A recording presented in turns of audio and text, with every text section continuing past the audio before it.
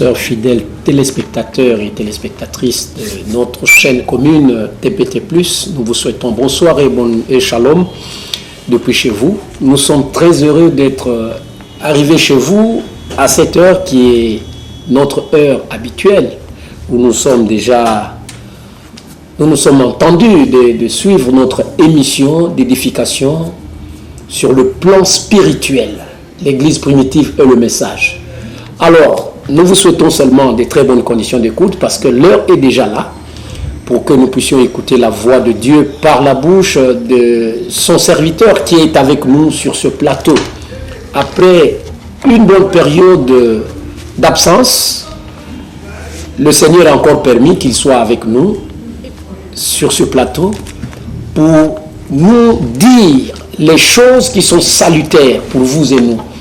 Alors, sans plus tarder, nous allons lui accorder la parole parce que certainement, il a beaucoup de choses qu'il a reçues de la part du Seigneur pour nous transmettre cette soirée. Alors, Pasteur Akilas, shalom et bienvenue sur ce plateau de TPT+. Shalom frère, que le Seigneur vous bénisse aussi. Merci beaucoup. Amen. Comment vous allez? Oui, par la grâce du Seigneur, ça va. De temps en temps, je suis un peu dérangé par les maux de l'estomac, mais on est debout par la grâce du Seigneur. Voilà, on est debout par la grâce du Seigneur. Vous voyez, l'homme de Dieu est là, Dieu merci. Et vous aussi, je crois que vous portez bien par la même grâce.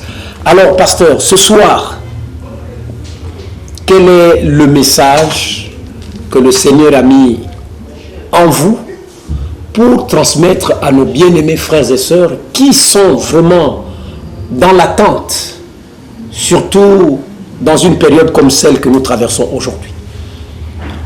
Ici, j'ai l'habitude de dire que nous n'avons pas un nouveau message comme tel, mais nous avons le message biblique qui a toujours été le message que nous avons reçu pour aujourd'hui, appelé le message du temps de la fin. Par rapport aux écrits qui se trouvent dans Daniel au chapitre 12, c'est toujours dans ce message que nous demeurons. Le prophète Branham nous avait dit de rester avec ce même message tout simple. Il est tout suffisant pour préparer la seconde venue de Yeshua. Il a été dit au prophète Branham dans le fleuve Ohio, lorsqu'il baptisait la 17e personne, d'après le récit que nous avons tous reçu, qu'un ange du Seigneur avait déclaré ces paroles. Comme Jean-Baptiste a été envoyé pour préparer la première venue de Christ, celui que nous appelons Mashiach, Hamashiach, toi, William Marion Branham, tu recevras un message qui préparera la seconde venue de Yeshua. Et nous, par rapport à ce message, notre rôle aujourd'hui, c'est de perpétuer ce que Frère Branham avait déjà placé dans l'assemblée, avait déjà établi les vérités qui ont été restituées. Nous sommes là pour les répéter. Cela constitue la sécurité pour le peuple. Mais de façon spécifique ce soir, il s'agit d'avertir toujours le peuple par rapport à ce que le message avait dit, puisque nous sommes au temps de la fin. On le démontre toujours par les Écritures. Dans Ézéchiel au chapitre 3, depuis le verset 17, nous pouvons considérer ce texte qui va nous servir de base. Fils de l'homme, je t'établis comme sentinelle sur la maison d'Israël. Tu écouteras la parole qui sortira de ma bouche et tu les avertiras de ma part. Quand je dirai au méchant, tu mourras si tu ne l'avertis pas, si tu ne parles pas pour détourner le méchant de sa mauvaise voie et pour lui sauver la vie, ce méchant mourra dans son iniquité et je te redemanderai son sang. Et vous pouvez à volonté poursuivre la lecture. Vous voyez que le prophète Ézéchiel ici avait déjà été établi en ce temps comme sentinelle sur la maison d'Israël. Si vous voulez qu'on trouve aussi quelque chose de semblable dans le Nouveau Testament, c'est le livre des Hébreux, chapitre 13, depuis le verset 17. C'est verset 17 à Ézéchiel, verset 17 aussi à Hébreux.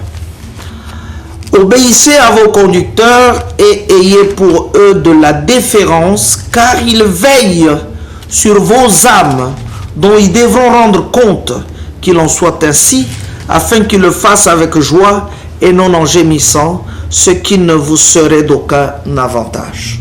Donc, de tous côtés, les serviteurs du Seigneur sont des vigiles, sont des sentinelles pour le peuple. Beaucoup de gens prennent à la légère le travail d'une sentinelle ou d'un vigile. Chez nous, peut-être, c'est même considéré comme un travail vil, un travail de personne sans valeur. Mais j'aimerais qu'aujourd'hui, les gens aient une vue spirituelle de cette conception-là, de ce concept-là. Le mot sentinelle a une grande importance dans la Bible. D'abord, dans les pays de l'Orient, la plupart des villes sont clôturées, sont entourées par des forteresses, et sur le mur de la forteresse, on monte un édifice qu'on appelle la tour. Cette tour, c'est la tour de garde. Donc, cette tour monte plus haut, déjà sur la muraille, et ça va plus haut là-bas pour permettre à celui qui sera placé de voir aussi loin que possible. C'est ainsi que ça se passait en Orient. Il n'y avait pas peut-être encore de grandes perfections de la science dans ce domaine, mais une fois qu'une sentinelle ou un vigile, un gardien est placé là-bas, du haut de la tour, ce gardien-là jouait un rôle très important pour la sécurité, la protection de la population de la ville toute entière. Donc, ce gardien voyait plus loin que tous les habitants de la ville parce qu'il était haut perché. Ce gardien devait également être quelqu'un qui ne souffre pas des anomalies de la vision, telles l'hypermétropie, la myopie, la presbytie, le daltonisme, tout ce que vous connaissez pour ceux qui ont fait médecine. Mais il devait avoir une vue claire des objets, qu'une fois placé à son poste, il puisse donner des renseignements adéquats, des renseignements les plus sûrs à la population quant aux embuscades. Voilà donc ce que faisaient les sentinelles dans l'Ancien Testament. Ils jouaient un grand rôle. Et le Seigneur a comparé ses serviteurs, les prophètes, aux sentinelles. Tel qu'il l'a dit dans Ésaïe, tel qu'il l'a dit dans Ézéchiel où nous venons de considérer, tel qu'il l'a dit dans le livre des Hébreux. Cela est d'une importance capitale. Parce que le patron de l'entreprise qui recrute un gardien, une sentinelle, peut par orgueil penser que le gardien ne joue aucun rôle. Et puis même son salaire, généralement c'est les salaires les plus médiocres, des salaires qu'on octroie à tous les autres ouvriers. Parce qu'on se dit, bon, c'est quelqu'un qui doit porter une tenue, scaphandre, une machette, une arme, une chicotte, pour garder, et puis pour essayer pour chasser les voleurs, d'empêcher aux voleurs de faire des dégâts dans l'entreprise. Or, à ma façon d'entendre, de comprendre, c'est ce genre de serviteur ou de service qui devait être bien payé. Parce que la vie tout entière de l'entreprise en dépend.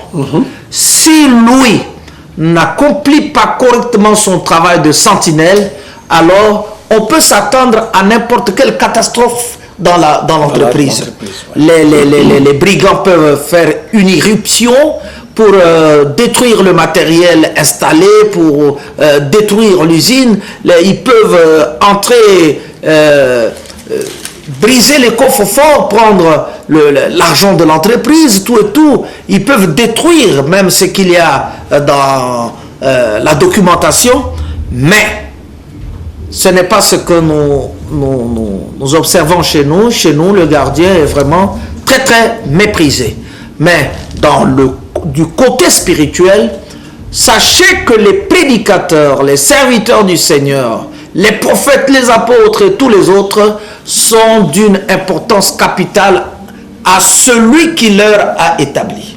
Ils sont importants pour Dieu parce que quand il est placé sur la tour, il donnera des informations qui assureront la sécurité à la société. Aujourd'hui, les serviteurs de Dieu véritables donnent les informations sûres pour que le peuple ne puisse pas aller à la dérive, pour que le peuple puisse être sauvé, épargné des grandes catastrophes qui, annoncées dans la Bible, sont en train de s'accomplir au jour le jour. Dans le livre des Hébreux, il est même dit qu'il faut avoir du respect pour ces serviteurs du Seigneur. Il faut avoir de la déférence, parce qu'ils veillent au bien de nos âmes. Ils veillent au bien de nos âmes en nous avertissant de la part du Seigneur, par la parole du Seigneur, que voilà le temps dans lequel nous sommes, voilà comment vous devriez vivre, voilà comment vous devriez vivre. Ne vous laissez pas entraîner par le train du monde, n'aimez pas le monde, les choses qui sont dans le monde, parce que ceux qui aiment le monde, l'amour du Père n'est point en eux. Donc voilà à peu près, on est venu aujourd'hui pour avertir à nouveau. Et nous sommes là comme des avertisseurs, comme des sentinelles, pour avertir encore le peuple, en particulier sur la situation, tout d'abord sur la doctrine.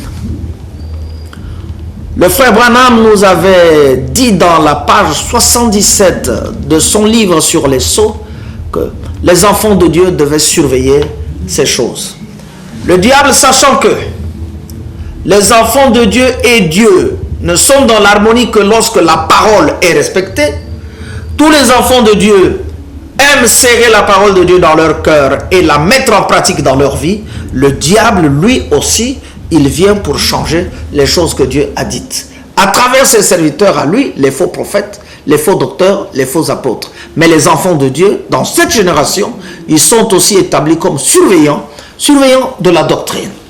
Très bien, pasteur Akilas, je crois que nos frères et sœurs qui sont de l'autre côté là-bas sont en train d'apprendre déjà avec ce que vous venez d'exposer. En passant, nous voulons présenter toutes nos condoléances à la famille chrétienne, précisément les frères et les sœurs du message du temps de la fin, parce que la famille est endeuillée. Nous avons depuis quelques jours déjà, comment dirais-je, reçu l'information selon laquelle notre bien-aimé frère pasteur Condé Dimwaka de la petite Bethléem Tabernacle là-bas, Ampaka, nous a quittés. Voilà, donc que Dieu qui a retiré son âme puisse soutenir toute la famille chrétienne ici dans la ville de Pointe-Noire et dans le monde entier. Alors, pasteur Akilas, l'avertissement que vous nous apportez de la part du Seigneur aujourd'hui consiste plus précisément sur quel point de la parole de Dieu? Oui, nous avons reçu le message du temps de la fin qui est en train de faire son bon chemin avec ceux qui disent être dedans. Le prophète Branham a reçu le message en 1963 et il a quitté la scène prophétique en 1965, je crois au mois de décembre. Et depuis lors, les serviteurs de Dieu n'ont cessé de parcourir le monde avec les supports laissés par le prophète Branham, en l'occurrence les bandes magnétiques, les cassettes, avec les brochures que les hommes de Dieu ont éditées à partir de ces bandes magnétiques. C'est afin que les gens ne demeurent pas ignorants, mais que les gens soient informés que Dieu a déjà visité la terre à travers un prophète. Ça, c'est un point. Mais seulement, ceux qui ont pris ce message pour le transmettre à d'autres n'ont pas agi comme Paul le voulait et le disait à Timothée, que ce que tu as appris de moi, confie-le à d'autres qui soient capables de le transmettre. Donc, Paul avait reçu le message, mais il avait d'abord formé Timothée afin que Timothée n'aille pas dire ses propres choses. Parce qu'il ne s'agissait pas à Timothée de disposer de Paul, mais il s'agissait à Paul de disposer de Timothée. C'est-à-dire, Timothée devait être fidèle, prendre la parole de Dieu que Dieu a confiée au prophète et apôtre docteur Paul, et transmettre cela, la Bible dit, à ceux qui soient capables de le transmettre aux autres. Il faut qu'il y ait cette capacité. Il faut qu'il y ait réellement un ministère, un appel authentique venu de Dieu. Mais si on a transmis les choses à ceux qui n'ont pas un appel, ils iront peut-être faire la répétition, mais une répétition aveugle. Parce que avec le ministère, on peut être capable, premièrement, de séparer ce qui est vil de ce qui est précieux, afin de ne donner que ce qui est précieux. Mais dans les milieux du message, nous sommes déjà convaincus que la majorité n'a pas séparé ce qui est vil de ce qui est précieux. C'est pourquoi nous nous sommes mis au travail. Nous nous sommes mis au travail. Je ne suis pas le premier. Je suis peut-être le plus petit de toute l'équipe des prédicateurs de l'église primitive. Nous avons connu le premier grand serviteur de Dieu dans cette génération. C'est lui-même le prophète William Marion Branham, qui craignait Dieu, qui aimait la Bible, qui examinait les choses avant de les apporter, et qui a lancé maints défis à tous ceux qui pouvaient s'opposer à son enseignement. Son enseignement était basé fondamentalement dans les Saintes Écritures. Après son départ, Ewald Frank a essayé de travailler pour distribuer les prédications laissées par le prophète Branham, mais quelques enseignements du prophète Branham étaient pour lui des pierres d'achoppement, comme il le témoigne lui-même dans son enseignement intitulé Mariage, ancien problème, prêché en 1997. Frère Ewald Frank a dit, lorsque frère Branham parle de la polygamie dans le mariage et le divorce, cela nous a tous choqués. Et à partir de là, il commençait à raisonner, vu qu'il était européen, la civilisation étant très influente, il n'a pas pu garder le message. Gloire soit rendue au Seigneur. Le Seigneur avait déjà préparé quelqu'un qui peut-être était dans la forêt, comme on penserait au roi David, lorsqu'il il gardait le troupeau de son père, Isaïe. Le pasteur Pierre Cass de Kinshasa, de l'église primitive, a travaillé longtemps avec le révérend Ewald Frank d'Allemagne à Krefeld, mais il a trouvé que le pasteur Ewald Frank n'était pas fidèle. Il a pris la relève sans discussion. Il a démontré au pasteur Ewald Frank que sur ce point, tu as abandonné la parole. Il a montré aux Américains qui pouvaient être l'espoir de tous ceux qui croient le message, parce qu'ils ont vu le prophète Branham, ils ont écouté les conseils de frère Branham, mais ils ne les ont pas mis en pratique. Ce n'est pas étonnant, parce qu'il est aussi écrit dans la Bible au sujet de Samuel, le grand prophète, avec ses enfants, je crois Joël et Abia. Il était dit, toi tu as bien conduit le peuple, mais tes enfants ne marchent pas sur tes traces. Donc, nous, on ne peut pas continuer avec ces gens-là. Donc, même si les gens ont vécu avec frère Branham, mais ils n'ont pas marché sur les traces du prophète Branham. Gloire soit rendue à Dieu. La mission nous incombe, la charge nous revient. Aujourd'hui, nous ne parlons pas pour le plaisir de parler, mais nous faisons chaque fois des démonstrations ici que les frères se sont éloignés du message authentique apporté par le prophète William Marion Branham. Preuve, preuve, quand William Branham a reçu la parole de Dieu, c'était quelle parole? Mais c'était la parole restituée, perdue au cours des âges dénominationnels. Les premiers messagers comme les Martin Luther et les John Wesley n'ont pas pu apporter grand chose parce qu'ils n'étaient que des réformateurs. Mais lorsqu'il a plu au Seigneur d'envoyer son prophète, William Marion Branham, le prophète promis dans Malachie chapitre 4, lorsqu'il l'a envoyé, William Branham apportait une parole restaurée. Aujourd'hui, nous avons les écrits, mais les gens n'ont pas compris le sens de ces écrits. Mais William Branham a apporté le sens des écrits. Il a montré, par exemple, sur le mariage et le divorce, que après le péché, le Seigneur a introduit une seconde alliance. C'est l'alliance de Dieu avec la nature tout entière. C'est la polygamie, un mâle et plusieurs femelles. Ça a chopé le monde tout entier. À cause de cela, ils ont abandonné le message. Ils se sont contentés de donner leur propre pensée au sujet de ce que Dieu a déjà dit. Or, il s'agissait à nous d'abandonner nos pensées, de prendre la parole de Dieu. C'est ainsi qu'on peut dire qu'on a la pensée du Seigneur et la donner au peuple. Sur la question du jour et de l'heure de la venue du Seigneur sur terre, c'est-à-dire le 7e sceau. Le 7e sceau, depuis Matthieu chapitre 24, par les paroles du Seigneur Yeshua lui-même, au verset 36, il est dit, « Pour ce qui est du jour et de l'heure, personne ne connaît. Ni les anges des cieux, ni le Fils, le Père seul le connaît. » Mais les frères sont venus apporter une doctrine qui les coince maintenant eux-mêmes en ce temps de la fin. C'est la doctrine appelée la doctrine des 7 tonnerres d'Apocalypse au chapitre 10, versets 3 à 4.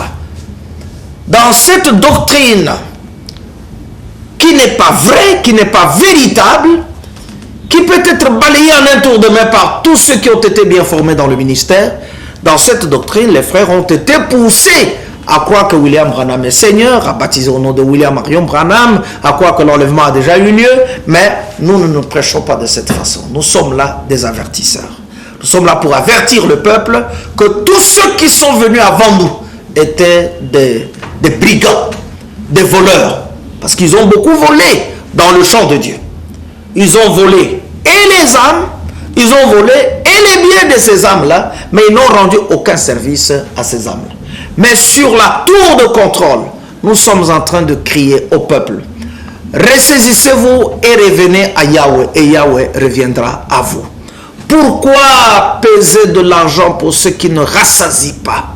Tout ce que les gens donnent dans les tabernacles ne leur a servi à rien. Ils ont perdu leur argent. C'est des investissements inutiles. Les pasteurs leur ont bouffé de l'argent, mais ils n'ont pas pu leur donner la vérité. Ils n'ont pas été fidèles, ils n'ont pas été honnêtes. Ils ont trompé le peuple. Aujourd'hui, le peuple ne sait sur quel pied danser. Le peuple ne sait sur quel pied danser. Les signes des temps de la fin sont là. La guerre en Ukraine avec la Russie est un grand signal. C'est un grand... comment le frère Branham appelait cette prédication-là? Le signal rouge de sa venue. Pourquoi? Parce que toujours nous surveillons la parole du Seigneur. Et là, c'est Dieu qui avait dit au prophète Branham, surveille, observe la Russie, observe la Russie, surveille le roi du Nord. Beaucoup de gens pensent que nous apportons la panique sur la question de la fin du monde. Ce n'est pas vraiment une panique, mais nous sommes sûrs de ce que nous disons. Cette guerre peut aboutir à la 3e guerre mondiale. Pourquoi? Mais parce qu'on nous a demandé d'observer la Russie. Depuis longtemps que la Russie n'était pas dans la scène, vous voyez, nous n'en parlions pas. Maintenant que la Russie est entrée dans la scène, et que par rapport aux prophéties de frère Branham, et par rapport aux Écritures, la Russie avait été annoncée, nous nous disons non, il y a quelque chose qui est sur le point de venir. Et la véritable Église maintenant est en train d'attendre la fin de sa sanctification pour qu'arrive le véritable scellement dont a promis frère Branham dans la prédication, les 3 sortes de croyants. Dans la prédication, pourquoi ne sommes-nous pas une dénomination? Dans la prédication, la parole parlée, la sémence originelle. Dans la prédication, reconnaissez le jour et son message. Dans toutes ces prédications, frère Branham a dit que Dieu rétablira l'Église. Ici, par exemple, dans l'exposé des 7 âges de l'Église, déjà à la page 370, si je ne me trompe pas, je n'avais pas prévu cela, mais quand on parle, l'Esprit nous conduit. Frère Branham dit ici à la page 370, mais la vraie sémence alors, il lui arrivera exactement ce que nous avons dit. Le peuple de Dieu est préparé par la parole de vérité transmise par le messager pour cet âge. En elle, c'est-à-dire cette parole, se trouvera la plénitude de la Pentecôte, car l'Esprit ramènera les gens exactement là où ils étaient au commencement. C'est ainsi dit le Seigneur. C'est ainsi dit le Seigneur, car c'est ce qu'il est dit dans Joël chapitre 2, verset 23, verset 26. Et vous, enfants de Sion, soyez dans l'allégresse et réjouissez-vous en Yahweh votre Elohim, car il vous donnera la pluie en son temps, il vous enverra la pluie de la première et de l'arrière-saison comme autrefois. Voilà une grande promesse dont nous surveillons. Et nous le disons à nos bien-aimés frères qui nous écoutent, qui suivent ce message, que le véritable baptême du Saint-Esprit, selon Joël, est à venir. De la même manière qu'il était venu sur la première église à Jérusalem, de cette même manière, il devait encore venir au temps de la fin, avant l'enlèvement. Beaucoup de signes sont là. Nous sommes là pour avertir le peuple. Que les frères qui croient les 7 tonnerres sachent que longtemps ils avaient été trompés. Que les catholiques, la mère des prostituées, l'église mère des prostituées et de toutes les abominations de la terre, que les catholiques sachent que la tromperie a trop duré. Et que bientôt, leur mère, l'église catholique, dans la ville du Vatican, subira une frappe de la part de Yahweh. C'est écrit dans l'Apocalypse au chapitre 17, jusqu'au chapitre 18. L'ange disait à l'apôtre Jean, viens, je te montrerai le jugement de la grande prostituée assise sur les grandes eaux. Et ce que nous avons dit, nous avons raison. Que les gens maintenant se ressaisissent avant qu'il ne soit trop tard. Voilà les signes, voilà l'écriture qui est sur la muraille, voilà le signal rouge de sa venue. Voilà comment Vladimir Poutine en Russie est en train de faire les avancées avec des villes stratégiques. Qu'est-ce qui l'empêchera de prendre l'Ukraine? Qu'est-ce qui l'empêchera de bombarder les pays de l'OTAN qui ne savent pas que c'est le Seigneur qui a suscité la Russie pour correctionner l'église du diable, l'église catholique romaine, avec ses dirigeants papes, souverains pontifes, les faux pères spirituels. Voilà mon frère. Merci, pasteur Aquilas, pour ces écritures combien claires, demandant ou interpellant aux fils et filles de Dieu, peu importe leur obédience chrétienne ou religieuse, de se ressaisir, se réveiller dans leur fin de sommeil. Vous pouvez penser que l'église primitive est là peut-être pour crucifier, pour condamner. Non, Dieu sait qu'il a des enfants par-ci, par-là. C'est peut-être à eux que vous vous adressez parce qu'il n'y a que eux, comme avait dit le Seigneur, que mes brebis entendront ma voix et ils me suivront. Peut-être que c'est à eux que vous adressez. Oui, la parole de Dieu s'adresse aux élus. Mais ces élus, malheureusement, sont embrigadés, sont emprisonnés dans les prisons religieuses, dans ce qu'on appelle les temples ou les églises. Mais ce sont toutes les portes du séjour des morts. Ils n'ont rendu aucun service au peuple aujourd'hui. Pas de connaissances nouvelles, pas de révélations, pas de paroles prophétiques. Et le peuple est seulement empêtré dans la confusion.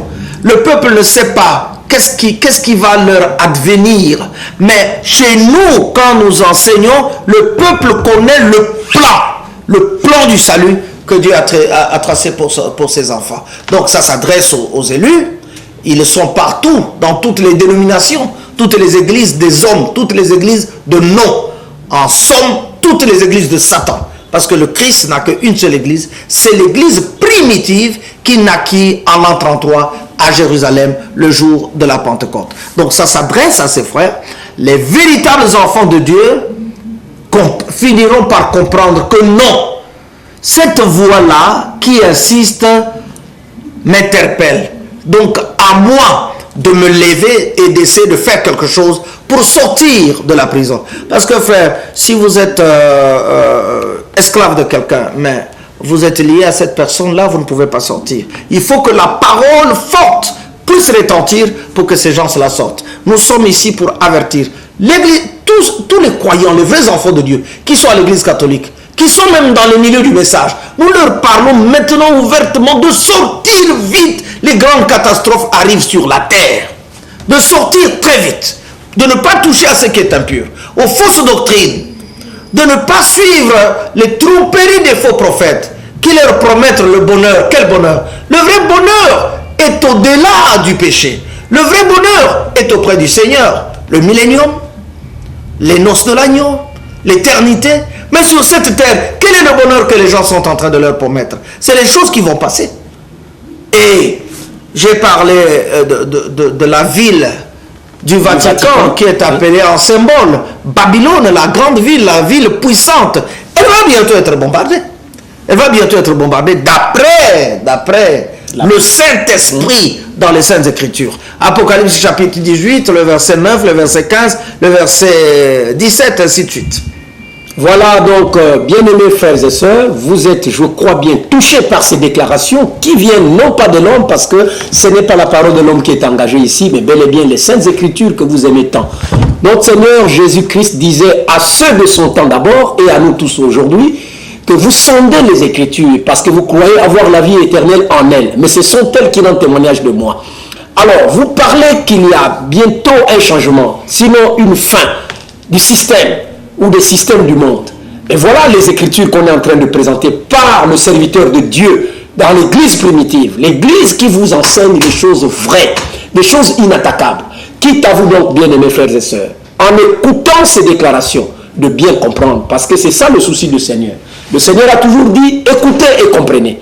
Vous aussi ce soir, nous vous exhortons de faire la même chose. En écoutant ce qui se dit ici sur ce plateau, par la bouche de l'homme de Dieu qui est ici sur ce plateau, vous devez chercher à comprendre. Vous n'avez pas compris quelque chose, quitte à vous de chercher à le rencontrer. Il n'est pas compliqué à le voir, comme nous vous l'avons toujours dit ici. Vous pouvez l'appeler quand vous voulez et chercher à le rencontrer. Le bas de votre écran, de votre petit écran, vous montre certainement deux numéros. Cherchez à l'appeler tout de suite même. Il vous donnera la conduite à tenir, à quand le rencontrer et où le rencontrer. Je peux aussi le dire de vive voix parce qu'il y a des gens qui ne voient pas, mais qui ont des oreilles pour entendre. Appelez l'homme de Dieu au 05 608 20 91. 05 608 20 91. Le second numéro, c'est le 06 933 02 35. Je répète, 06 933 02 35. Appelez-le, je vous en supplie. Ne traînez plus, ne perdez plus votre temps à suivre des gens, comme disait l'apôtre Paul, qui sont d'aucune utilité pour votre âme. Vraiment. Pasteur Aquilas, lentement et sûrement, nous nous approchons à la fin de nos heures ou des minutes qui nous sont consignées. Alors, qu'est-ce que vous pouvez encore ajouter à nos bien-aimés? Maintenant, nous demandons aux frères de faire, comme du temps de frère Branham, des questions et des réponses. Qu'ils envoient des questions aux adresses qui sont là, qu'ils cherchent à nous rencontrer et qu'on organise des conférences, comme ce fut quand nous étions arrivés dans la ville de Pointe-Noire. Les frères étaient ouverts.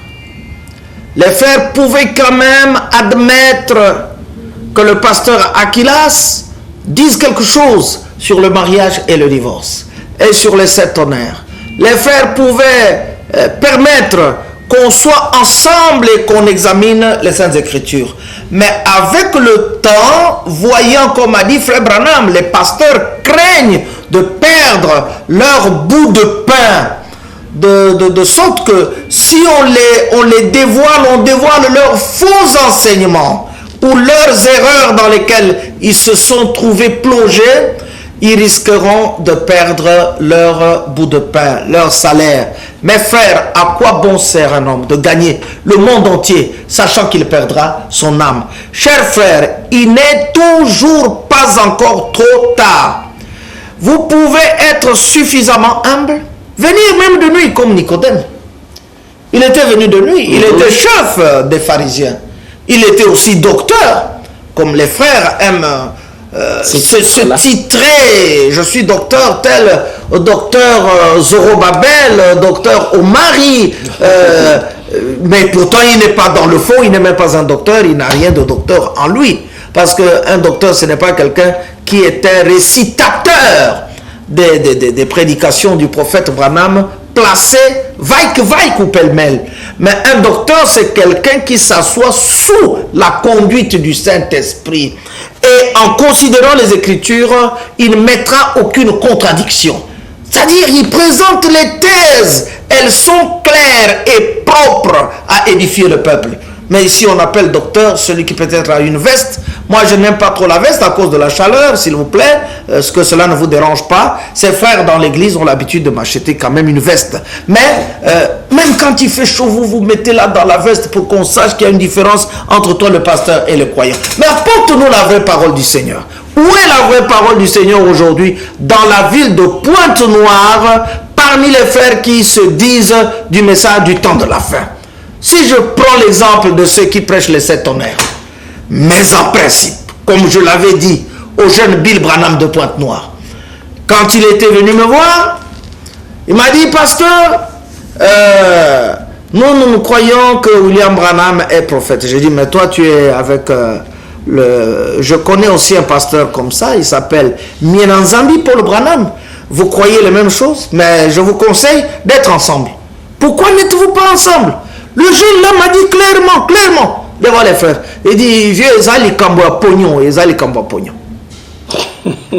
Chez les frères de 7 tonnerres, celui-ci croit les 7 tonnerres, celui-là les 7 tonnerres, celui là-bas les 7 tonnerres. Peut-être qu'il y a déjà aussi des femmes prédicatrices. Celle là-bas les 7 tonnerres. Mais pourquoi ne sont-ils pas ensemble? Pourquoi? Donnez-nous la réponse. Pourquoi ils ne sont pas ensemble? Leurs motifs et leurs objectifs ne sont pas bibliques. Leur motif, c'est le ventre. Leur motif, c'est les gloires de la terre. Parce qu'à l'église primitive, dans le monde entier, depuis la Bible, ceux qui croient la même chose doivent être ensemble. Et le Seigneur a dit, celui qui n'assemble pas avec nous, il disperse. Celui qui n'est pas avec nous, il est contre nous. Mais pourquoi ne pas être ensemble? Vous allez me dire que la ville de Pointe-Noire est plus importante que la ville de Jérusalem? Non. C'est seulement les motifs et les objectifs qui sont faux. Mais si les gens sont un peu sérieux, un peu spirituels, ils peuvent comprendre que ce que je dis ici, ça pourra les aider. Qu'ils se ressaisissent, qu'ils disent, mais appelez le pasteur Aquilas pour que vous, nos pasteurs, vous parlez avec lui, afin que nous voyions que du choc des idées, la lumière puisse jaillir. Parce qu'on a besoin que le peuple voie la lumière. Le peuple est enténébré. Ceux qui prêchent sont eux-mêmes ténébreux. Ils n'aiment pas la parole, comment ils peuvent être dans la lumière? Alors, la lumière, c'est la parole du Seigneur. En vous entendant parler, pasteur Aquilas, vous réclamez une sorte de conférence. Je la réclame. Convention avec les autres. Je la réclame pour le salut des âmes. Alors, vous avez écouté, cher ministre de l'Évangile dans cette ville de Pointe-Noire, en particulier ceux qui croient le message apporté par le prophète William Marion Branham. Un appel vous a été adressé ici. Rapprochez-vous donc de votre frère dans le ministère et trouvez un lieu, comme dit le prophète, et mettez les moyens en jeu pour qu'il y ait une conférence afin que le peuple voie clair. C'est vrai. Quand il y avait la confusion du temps du prophète Élie là-bas en Israël, parce que le peuple était clopin, tantôt chez Baal, tantôt chez Astarté, tantôt chez le Seigneur, le véritable Dieu, mais Élie n'avait pas pu supporter cela. Et en ce temps de la fin, un prophète aussi de la trempe d'Élie est venu. Je crois que l'esprit là est sur vous et sur le pasteur Aquilas Moya. Alors, mettez-vous ensemble, comme ceux du temps d'Élie s'étaient mis ensemble, pour le bonheur des fils et filles de Dieu, qui ne savent plus dans quel sens se vouer. Voilà donc l'avertissement que vous donne l'Esprit par le serviteur qu'il a envoyé ici, le pasteur Aquilas Moya. Quitte à vous de l'appeler, j'insiste, appelez-le. Si vous pensez que vous détenez la vérité, alors mettez-vous ensemble, examinez les Saintes Écritures ensemble pour aider le peuple qui est là. Je dis bien le peuple est là. Le peuple ne sait plus. Beaucoup ne vont plus dans les églises, ce n'est pas parce qu'ils n'aiment pas servir le Seigneur, mais ils sont fatigués. Ils sont déçus. Maintenant, mettez-vous ensemble pour aider ces hommes-là. Pasteur Akilas, peut-être un mot de la fin, je ne sais pas. Nos frères qui sont à la technique là-bas ne nous ont pas encore fait signe. Oui. Si nous sommes à la fin ou pas, mais à ce que je sache, lentement et sûrement, nous nous approchons de la fin de notre émission. Oui, après que nous vous accordons encore la parole. Après que j'ai lu l'exposé des 7 âges de l'Église à la page 370, où le prophète Branham confirme qu'il y a vraiment la puissance qui va venir, la plénitude de la Pentecôte, il faut que les frères maintenant se posent la question de savoir si véritablement dans les églises, ce qu'on leur a proposé comme baptême du Saint-Esprit, est-ce que c'était le véritable baptême du Saint-Esprit? Ce n'était pas le véritable baptême du Saint-Esprit. Parce que même le prophète Élie disait aux gens de son temps, il disait, quand vous allez faire votre autel, vous placerez le bois et votre taureau, ne mettez pas le feu. C'est ça. Laissez le Seigneur lui-même intervenir.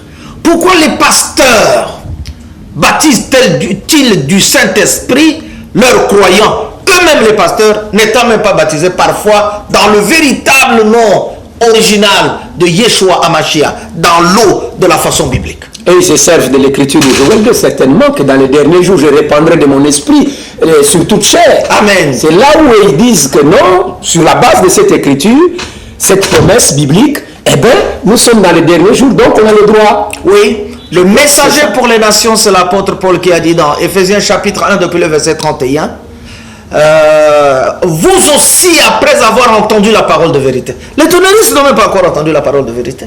Vous aussi, après avoir entendu la parole de vérité, l'évangile de votre salut, vous avez cru. Et vous avez été scellés du Saint-Esprit qui avait été promis. Est-ce qu'ici, les gens dans la ville de Pointe-Noire croient le message du temps de la fin? Le message du temps de la fin, c'est quoi? Ce sont les 7 sceaux du Seigneur. Le message du temps de la fin, c'est quoi? C'est le mariage et le divorce. Le message du temps de la fin, c'est quoi? C'est la sémence du serpent. Frère Branham en résume comme ça dans C'est le lever du soleil, prêchant en 1965 à la 2e et la 3e page. C'est quoi le message du temps de la fin? Ce n'est pas du bruit autour des prédications de 1947 de Frère Branham. Ce n'est pas le bruit en imitant les mélodies que chantaient les frères et les sœurs de l'Amérique. Mais il s'agit de donner des choses claires. La question la plus capitale sur la face de la terre aujourd'hui, c'est quelle question? C'est la question du mariage et du divorce. Et c'est pour ça que le diable boycotte ça dans les milieux des églises, afin que la vérité ne soit pas connue. Frère Branham a dit à la page 31 de la prédication, la parole parlée, la sémence originelle. Si la vérité ne serait-ce que sur le mariage et le divorce pouvait être apportée selon la lumière de ce qu'il y a ici dans les Saintes Écritures, cela diviserait toutes les églises de cette ville et des autres villes. Il faut que la vérité sur le mariage et le divorce soit vue en conférence entre les prédicateurs, les serviteurs du Seigneur, avec les prédications de Frère Branham à l'appui, de telle sorte que les frères se ressaisissent et comprennent qu'on les a longtemps trompés.